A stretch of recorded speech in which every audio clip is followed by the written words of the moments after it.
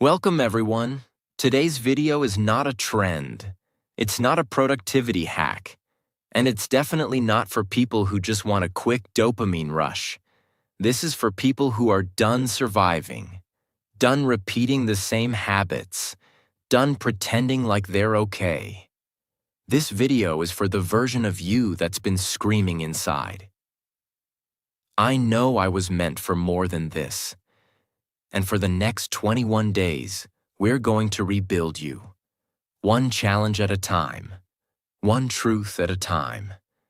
One step toward the life you were born for. But to truly understand what we're doing here, you have to understand something most people never do. The war isn't out there. It's in here.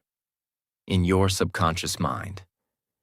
Nikola Tesla once said, "If you want to understand the secrets of the universe, think in terms of energy, frequency, and vibration."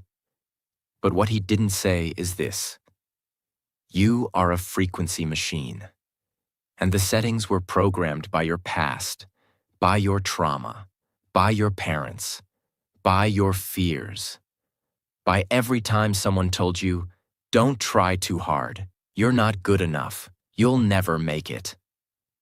Here's the painful truth. 95% of your thoughts, decisions, emotions, and actions are not made by you. They're made by your subconscious programming. Your subconscious mind is like the operating system behind your life. It decides what you believe, what you fear, what you deserve, what you settle for. And if you don't rewrite that program, you'll live the same day for the rest of your life. What is the subconscious? In simple words, let me explain it in a way even a child would understand. Imagine your brain is a smartphone. Your conscious mind is like the screen. What you see, tap, scroll. But your subconscious mind? That's the entire operating system, running in the background. You don't see it, but it controls everything. It decides how fast the phone runs, what apps you can use, and whether the phone even works at all. Now imagine if that operating system was filled with viruses. Beliefs like, "I'm not good enough. I always mess things up. People like me never succeed." And then you wonder why you fail, why you're stuck, why motivation never lasts. It's not your fault. It's your programming. And it's time to uninstall it. That's what these 21 days are for. This isn't a challenge. It's a reconstruction. A deep rewiring of who you are, what you believe, and how you live. So today, we begin. Challenge 1. Identity your limiting beliefs. Before you build a new life, destroy the lies that control it. Let me ask you something powerful. What lies have you been calling truth your whole life? Because the truth is, you don't need to be more productive. You need to stop being poisoned. You can't pour fresh water into a cup filled with acid. So today, before you set goals or build habits, we clean the mental cup. What to do? Sit down with a blank page.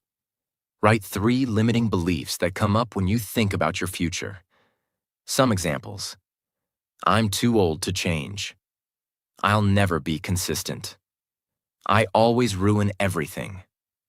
Be brutally honest. These are not affirmations. These are the lies you've been programmed with. Now for each one, flip it. Turn that belief into its opposite truth. I'm too old to change. This is the perfect time to become who I was always meant to be. I always ruin everything. I've made mistakes, but I learn fast and grow stronger. I'll never be consistent. I can become consistent because I now understand what blocked me. Speak these new beliefs out loud. Your subconscious doesn't respond to wishes. It responds to repetition. Say it every day, out loud, like you mean it. Let's take Anna, a 32-year-old woman who wants to become a speaker. Her beliefs: Nobody will listen to me. I don't speak good English. I'm too shy. She flips them. My voice matters. I will connect with the right people. I can learn English fluently, one day at a time. My shyness is not a weakness. It's my quiet strength. She writes them, speaks them, lives them. And 6 months later, she speaks on her first podcast. Why? Because she didn't just change her words, she changed her beliefs. And beliefs control your life. Most people try to change their actions without changing their beliefs. It's like trying to build a mansion on top of broken ground. If your foundation is full of doubt, shame, and fear, every goal you build on top of it will fall. This challenge destroys the weak foundation and replaces it with strength. That's challenge 1. A mirror, a reset, a crack in the old program. Because before we can rise, we must know what we've been buried under. Challenge 2. The dopamine reset. 10-minute digital detox. Your brain is fried. Not because you're lazy, but because it's overloaded. Now we give it space to breathe, to heal, to remember what clarity feels like. Let me ask you a question that no one else dares to ask. When was the last time your brain was quiet? I don't mean silent in the room. I mean silent inside your head. Most people alive today are not living. They're scrolling, switching, jumping, reacting. From one notification to another, from one video to the next, from one quick check to an entire hour gone in a black hole of content. And they say they can't focus. They say they're tired. They say they're unmotivated. But the truth is, they're not broken. They're just overstimulated. They've been hijacked by the most addictive drug of this generation, dopamine. Dopamine is the chemical in your brain that gives you the feeling of, I want this. When you see a notification, your brain releases dopamine. When someone likes your post, dopamine. When you eat junk food, dopamine. When you see a new message, dopamine. It's not bad. But too much dopamine from unnatural sources, screens, sugar, scrolling, makes your brain sick. It's like giving a child unlimited candy. They become wild, restless, unfocused. That's how your brain feels right now, tired, burned out, but constantly chasing more. Most people who say they have no motivation, no energy, no focus, no patience, aren't lazy. They're just living in a constant state of mental chaos because the brain was not designed for this much input, this much noise, this much stimulation. Every second. You were not meant to check 17 apps before brushing your teeth. You were not meant to scroll past 1,000 faces before lunchtime. You were not meant to see news, war, gossip, jokes, lies, all in 5 minutes. That's not laziness. That's neurochemical burnout. So today, we begin the healing.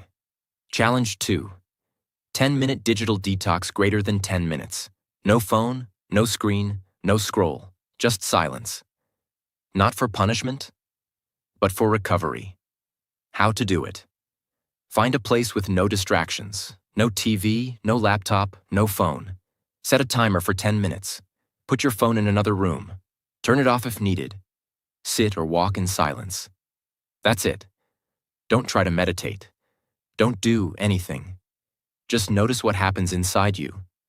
How uncomfortable it feels at first. How you keep reaching for your phone mentally. How your thoughts bounce around. Let them. Observe them. And let your brain begin to exhale. Do this challenge once today. But understand this. This 10 minutes is not about silence. It's about power. The power to reclaim your mind. Because if you cannot sit with your own thoughts for 10 minutes, how will you ever trust them for a lifetime? This is the beginning of retraining your brain to feel peace without noise, to feel joy without distraction, to feel alive without checking a screen. And that is rare. In a world full of stimulation addicts, this is rebellion. And in rebellion, you find freedom. Let me tell you about Leo, a 24-year-old man trying to become a writer. He was frustrated. Every time he tried to write, he got distracted, bored, restless. He thought something was wrong with him, until he realized he couldn't even sit still for 5 minutes without reaching for his phone. He did this 10-minute detox every day, for 7 days. And something strange happened. At first he felt anxious, then bored, then calm. Then suddenly, ideas started flowing. He wrote 2 full chapters in one sitting. Why? Because his brain was no longer begging for escape. It had finally come home to itself. Silence is uncomfortable only for people who are running from their own mind. Most people can't be alone with their thoughts because they've been suppressing pain for too long. The phone is a shield. The scrolling is an escape. But healing doesn't happen through escape. It happens through attention. Attention is the new oxygen. And this challenge gives you that breath. The secret. It's not about time. It's about discipline. Anyone can scroll for 3 hours, but very few people can disconnect for 10 minutes. And in those 10 minutes, you're doing more for your brain than any book, any quote, any podcast can ever do. You're teaching your brain, I am in control, not the algorithm, not the screen.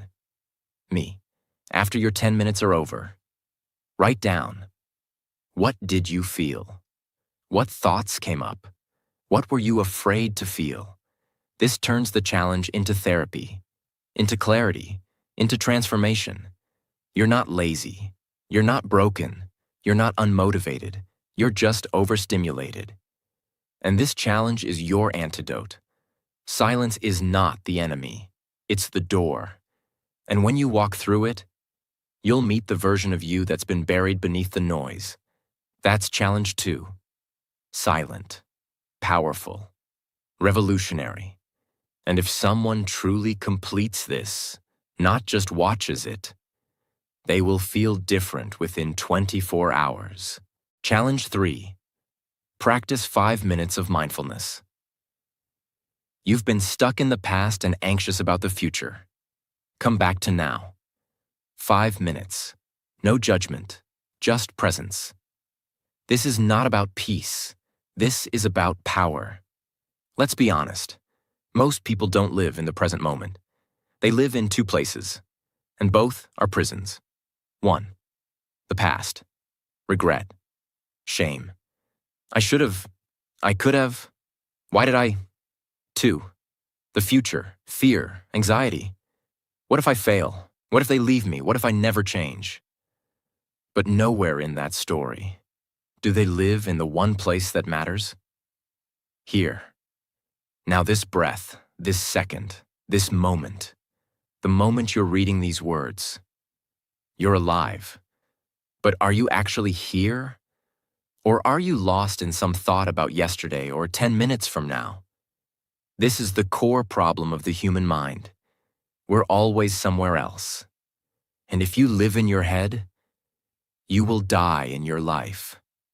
Mindfulness is not just for monks. It's not a calm activity. It's not about flowers and waterfalls. Mindfulness is a weapon, a way to take control back from your chaotic brain.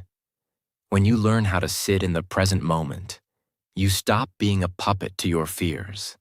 You stop being pulled into storms that no longer exist. Because when you're present, there is no fear, there is no shame, there is only awareness. And awareness is the beginning of all transformation. Imagine your thoughts are like clouds moving across the sky. Some are dark, some are light, some move fast, some slow. Mindfulness is not chasing those clouds. It's sitting on the ground, looking at the sky and saying, "That's just a thought.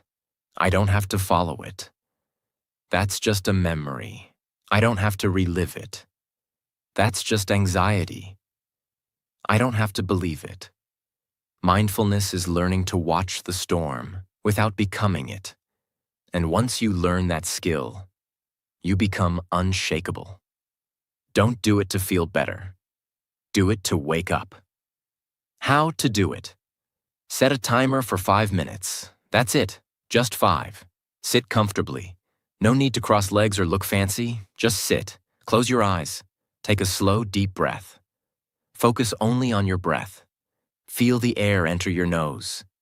Feel it move through your chest. Feel it leave your body. Repeat. Thoughts will come. They might scream. They might distract.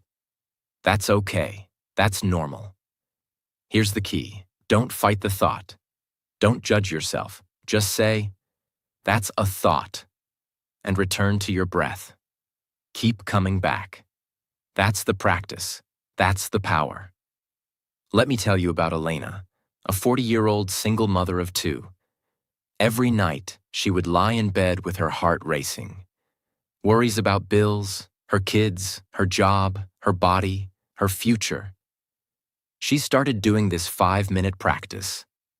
The first 3 days, she cried. She felt overwhelmed. Her mind was loud like a storm. But something strange happened on day 4, for the first time in years. She noticed silence between her thoughts, a moment of peace. Then she noticed her heartbeat slowing down, then her breathing deepening, then her mind softening. And by day 10, her kids noticed. "Mama, you look calm now," her daughter said. That one moment made Elena realize, "I'm not broken. I've just never been present." Most people live in survival mode because their brain is constantly alert, constantly reacting, fearing, worrying, defending. This challenge rebuilds your nervous system. It teaches your mind, you are safe. You don't need to panic every second. You are here. You are alive. You are okay. And from that place, you make better decisions. You speak more clearly. You stop overreacting. You stop overthinking. You become still. And in stillness, you become powerful. If your mind is too loud during this challenge, that doesn't mean you're doing it wrong. It means you're finally listening. You're finally hearing all the noise you've ignored for years. And that's progress. That's healing. That's courage. Because most people never face their thoughts. They just run. They scroll. They numb. But you're sitting in it. You're watching it. And you're returning to your breath. That is mastery. After your 5 minutes, write down, what thought showed up the most? Was there a moment of stillness? What did you learn about yourself in those 5 minutes? Because the deepest lessons you'll ever learn in life won't come from books. They'll come from the silence you learn to sit inside of. This is not about meditation. This is not about peace. This is not about escaping life. This is about facing life fully, honestly, without distractions, because the person who can sit with their mind becomes the person who can master their life. And that's what you're becoming now. That is challenge 3, not just a mental practice, but a foundational shift in the way you experience life. Challenge 4, write down 3 past mistakes plus lessons. You're not a failure. You're a learner with scars. Let's break a painful truth. Most people do not live in the present, not because of fear of the future, but because they are still bleeding from their past. They made one mistake and never forgave themselves. They hurt someone and carry the shame every day. They trusted the wrong person, and now they trust no one. They failed once. And now, they call themselves a failure. But the truth is, you are not your past. You are what you learned from it. And if you don't learn the lesson, you repeat the pain. That's why this challenge is not just about healing, it's about evolution. Your brain is wired to remember pain more than success. It's a survival mechanism. But when you don't process that pain, it becomes your identity. You stop taking chances. You stop opening your heart. You stop trusting yourself. So today, we take your worst moments and turn them into the fuel that builds your future. Regret is just wisdom trapped in pain. Let's free it. What to do? Take a pen and paper. Write down 3 things you deeply regret. A mistake, a choice, a lie, a missed chance, something you never forgave yourself for. For each one, ask yourself, what did this teach me? What did I learn about people, life, and myself? How has this made me wiser, stronger, more aware? Then write this sentence. I made this mistake. I am not this mistake. I carry the lesson. I release the shame. Read it out loud. Let me tell you about Daniel, 19 years old. He cheated on his final exam. He was caught. He lost his scholarship. His parents were ashamed. His teachers called him a disgrace. For 2 years, he stopped believing in himself. He worked small jobs. He avoided old friends. Every time he saw a student in a uniform, he looked away. Until one day, he wrote about it. He wrote exactly what happened. He wrote how much he hated himself. And then he asked himself, what did this teach me? His answer shocked him. I didn't cheat because I was evil. I cheated because I was scared. I didn't believe in myself, and I let fear make the decision for me. That one truth saved his life. He applied again to university. He wrote about that failure in his entrance essay. They accepted him because he stopped hiding the mistake. He used it as proof of growth. Most people think their past ruins them, but in reality, their relationship with the past is what destroys them. Your mistake didn't kill you, but your self-hatred might. So today, we do something very few people ever do. We honor the past, and then let it go, because healing isn't forgetting. Healing is remembering without pain. Call or message someone you hurt. Say one sentence. I'm not who I used to be, and I'm sorry for how I acted. Not for them, for your freedom. You don't need their forgiveness. You just need to be free from the shame. The reason people repeat the same pain is because they never gave it a purpose. Your pain has meaning. Your scars are your story, but you cannot carry them forever. So today, we transform them into wisdom, because the world doesn't need more perfect people. It needs more healed people who own their story. And now, you are becoming one of them. Challenge 5. Visualize your dream life. If you can see it, your brain can believe it, and your habits will follow. Most people live their entire life without ever asking, what do I actually want? Not what society says, not what your parents wanted, not what your friends are doing, but you, your life, your truth. Because if you don't know where you're going, your habits will take you nowhere. The brain needs a destination. That's how it works, and this challenge gives it one. Your brain doesn't know the difference between imagination and reality. That's why you cry during movies. That's why you feel fear from a memory.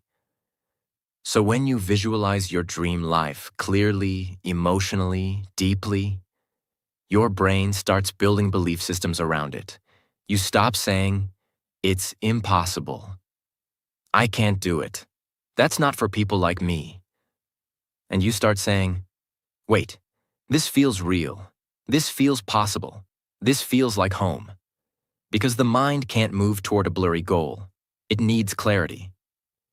If your dream doesn't exist in your mind, it will never exist in your life. What to do? Find a quiet space. Sit or lie down. Close your eyes. Breathe slowly. Ask yourself, what does my dream life feel like? Where am I waking up? What kind of clothes do I wear? What work am I doing? Who is next to me? What is the energy around me? How do I carry myself? Let your brain go wild. Feel it, see it, smell it, hear it. Now open your eyes. Take your journal and write a paragraph that starts with, "My dream life looks like this." Don't write what's realistic.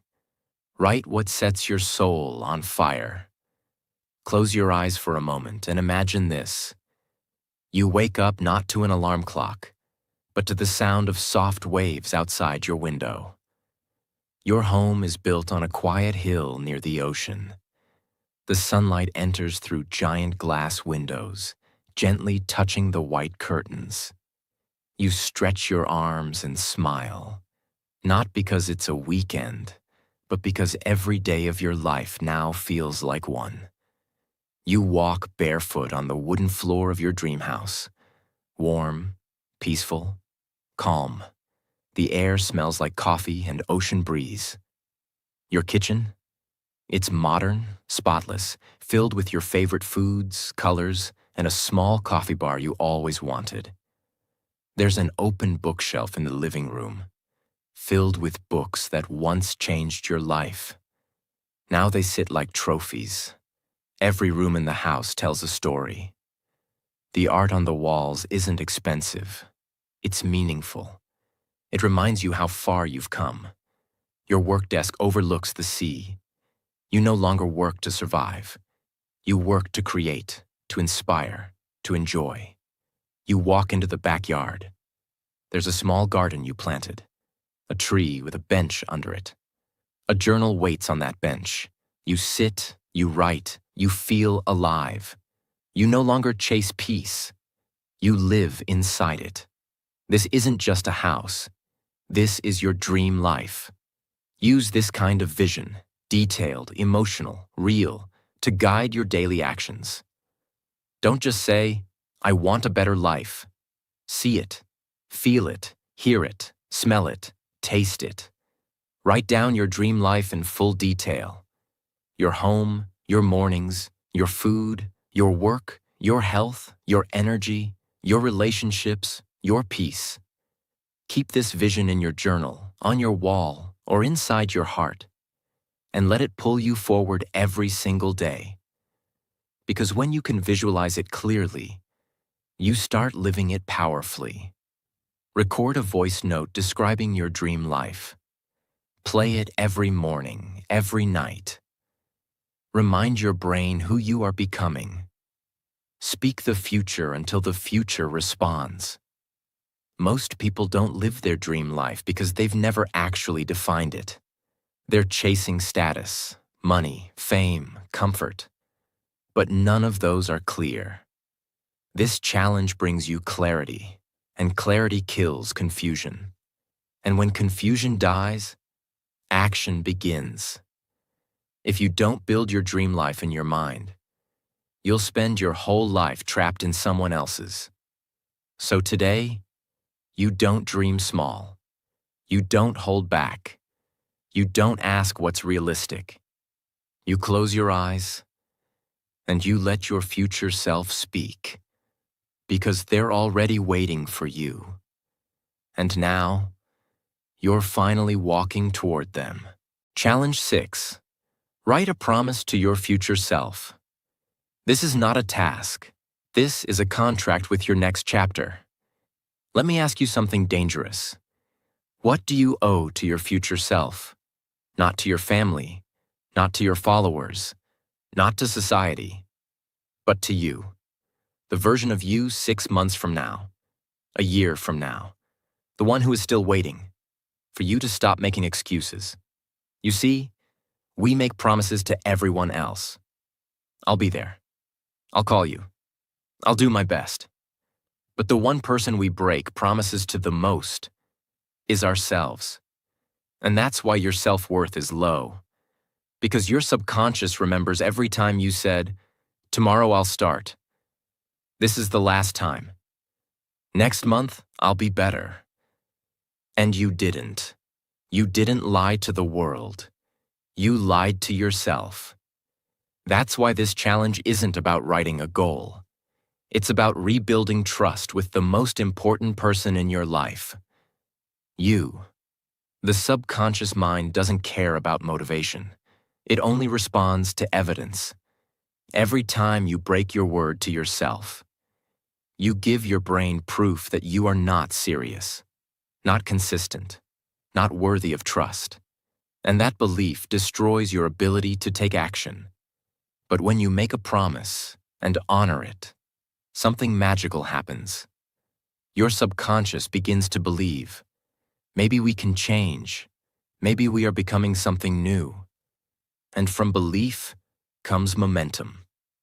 Not a wish, not a dream, a vow, something sacred, something non-negotiable. How to do it? Close your eyes. Visualize your future self, 6 months or 1 year from now. Where are they standing? What do they look like? What energy do they carry?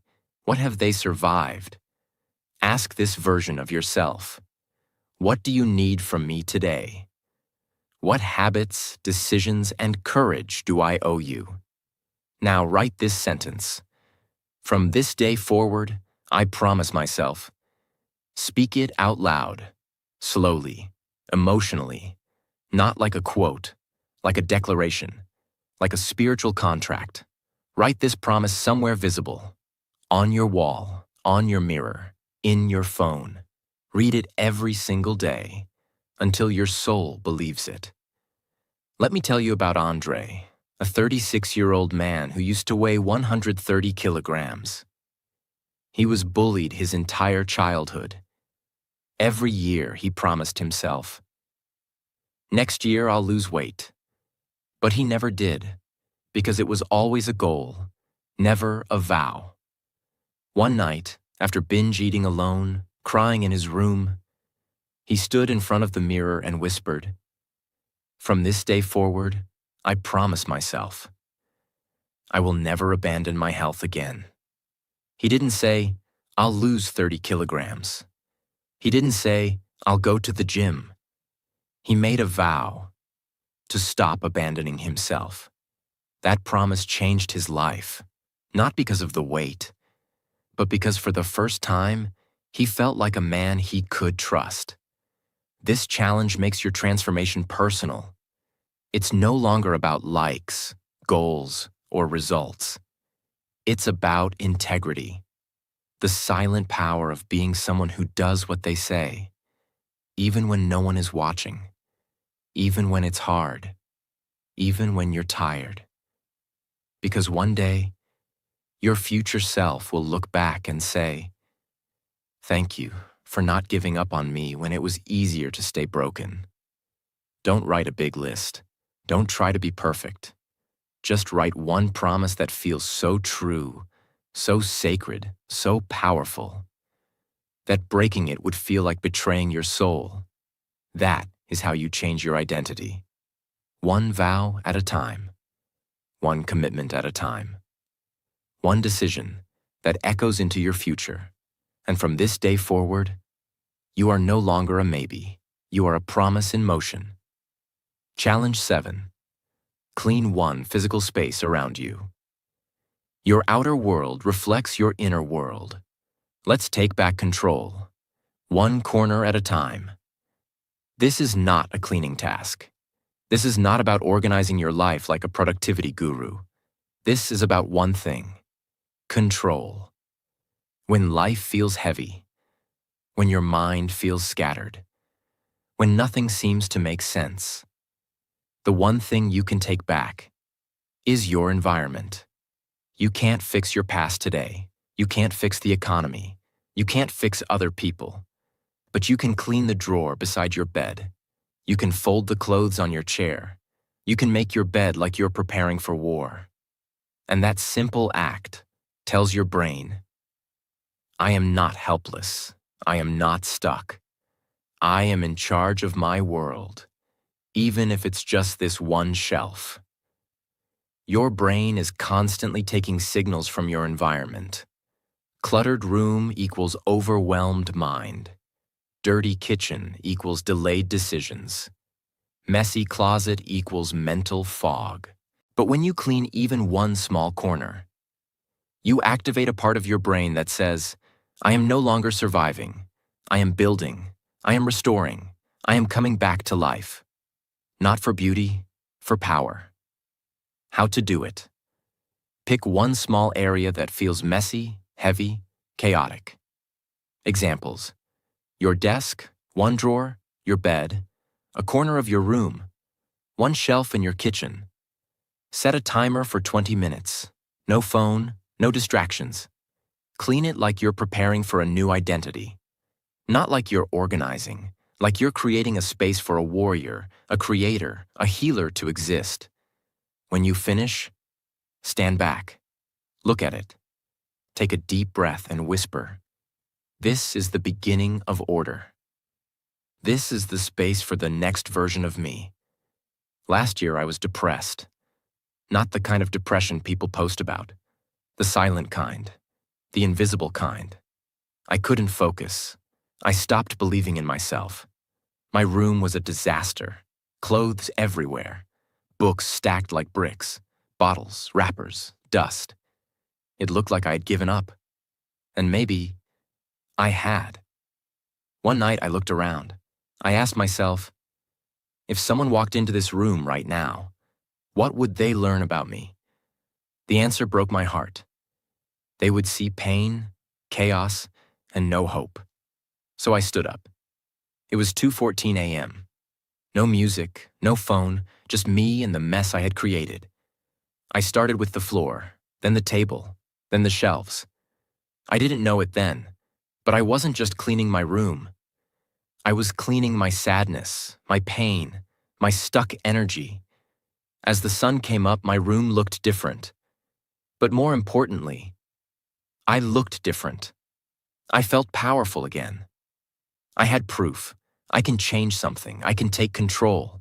I am not my chaos. I am not my past. That day taught me something I'll never forget. When life feels too big to fix, start small.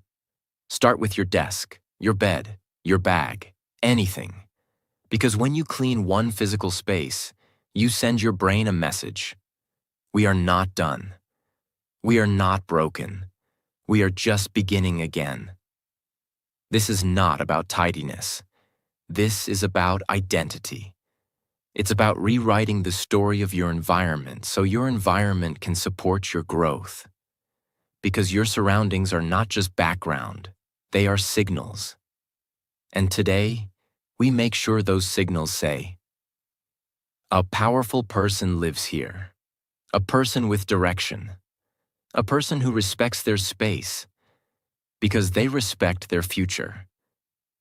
You don't need to clean your whole life in one day. You just need to start. Pick one space. Clean it with pride. And let that space become the symbol of a new era. Because once you control your environment, you start believing you can control your destiny. And that belief is the first step to becoming unstoppable. Final challenge. 8-8. Forgive someone who hurt you. You cannot become your future self if your soul is still chained to old pain. Today, we cut the rope. You can do everything right. You can meditate, clean your room, visualize your dream life, write your promises, fix your habits.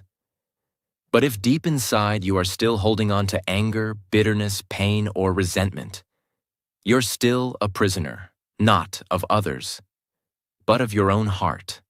Because forgiveness is not about them. It's about you, your freedom, your healing, your ability to finally move forward. And most people never move forward because they never truly let go. Let's be very clear. Forgiveness does not mean that what they did was okay, that you forget the pain, that you allow them back in your life, that they win and you lose. No, forgiveness means, I will no longer let this pain poison me. I will no longer carry this person's mistake inside my body. I deserve peace. I deserve freedom. And I'm choosing it now, even if they never apologize. Forgiveness is not weakness. It is the highest form of strength. It's saying, you no longer have access to my nervous system. You no longer control my emotions. You no longer get to live in my head rent-free. Forgiveness is not a gift to them. It is a release for you. You've carried this long enough. It's time to let go. How to do it? Close your eyes. Breathe deeply. Go back to the moment. The wound, the betrayal, the lie. Let your mind bring up the person you've still not forgiven. Feel it. Don't fight it. Let yourself feel the disappointment, the anger, the tears, the betrayal, the helplessness. Let it rise. Now whisper or write these words. You hurt me. You betrayed my trust. You left a scar I never deserved. But today, I set myself free. I forgive you. Not because you deserve it, but because I do. I deserve peace. I deserve joy. I deserve a future that is not held hostage by the past. So I let go, not for you, but for me. Now take a deep breath. Exhale. Say it again, slowly, meaningfully. I forgive you, and I free myself. Optional. Write a letter to them, but don't send it. Write everything you ever wanted to say. Let it pour out, then tear the page, or burn it, symbolically release it. Imagine this. You're holding a burning piece of coal tightly in your hand. Your hand is in pain. It's turning red, blistering. But you refuse to let it go. You say, this coal represents what they did to me. This is my proof that I was hurt. I will hold it until they understand how much they hurt me. But here's the truth. They don't feel the burn. You do. Every second you hold that pain, it's only burning you. It doesn't punish them. It only destroys your peace. Now imagine this. You finally open your hand and let that coal fall. You feel the pain still there, but it slowly starts to heal. The wound breathes. The fire is gone. And for the first time, you are free. The lesson. Forgiveness is not saying, it didn't hurt. It's saying, I'm done letting it burn me every day. You don't forgive because they deserve peace. You forgive because you do. What happens when you don't forgive? If you don't forgive, you start carrying bitterness in your voice, tension in your body, distrust in your relationships, walls around your heart, anxiety in your dreams, cynicism in your words. And over time, that weight turns into a life you didn't choose. You begin to punish new people for old pain.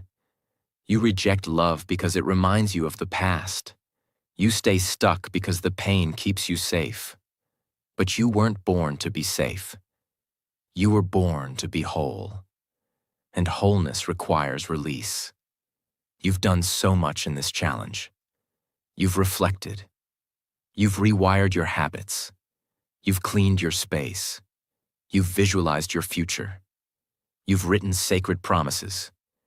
But if you don't release the poison, you'll carry it into your new life. This is the final door. Not to healing, to liberation. And when you walk through it, everything becomes lighter. You don't forgive because they said sorry. You don't forgive because they earned it. You don't forgive because the world says you should. You forgive because you are finally ready to heal. And when you do, the chains fall, the weight drops, the storm ends. And for the first time in years, you take a full breath and feel free. After all 8 challenges, here's how to test if you truly completed this journey. not just watched it. Step 1. The mirror test. Stand in front of a mirror. Look yourself in the eyes and ask, did I show up for myself with full honesty, full emotion, and full presence? If your eyes tear up, if your voice shakes, you did it right. Step 2. The energy test. Close your eyes. Ask yourself, am I lighter than when I started this video? Am I more clear about who I want to become? Do I feel proud of showing up for myself? Do I feel closer to the version of me I've always wanted to be? If the answer is yes, you're no longer the same person who clicked this video.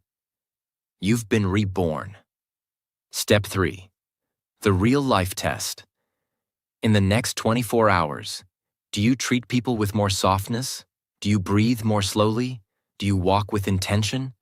Do you avoid the habits you promised to break? Do you feel something new deep inside? If you do, that's not a coincidence. That's transformation. That means you didn't just watch a video. You completed a soul challenge, and you earned your new identity. And now, here we are. You didn't just watch a video. You just completed something most people will never have the courage to even begin. You looked inside. You faced your wounds. You cleaned your space. You rewired your mind. You forgave. You let go. And you rose. One challenge at a time. You've done what schools never teach, what the world never honors, and what most people spend their whole life avoiding. You chose to change, and that is rare. That is powerful. That is the beginning of a completely new life. Because if you can do these 8 challenges with honesty, with emotion, with full heart, there is nothing in this world you can't become. So as you walk into the next chapter of your life, don't forget this. Your past does not define you. Your fears do not own you. And your future is not written yet. Because today, you became the author. Subscribe.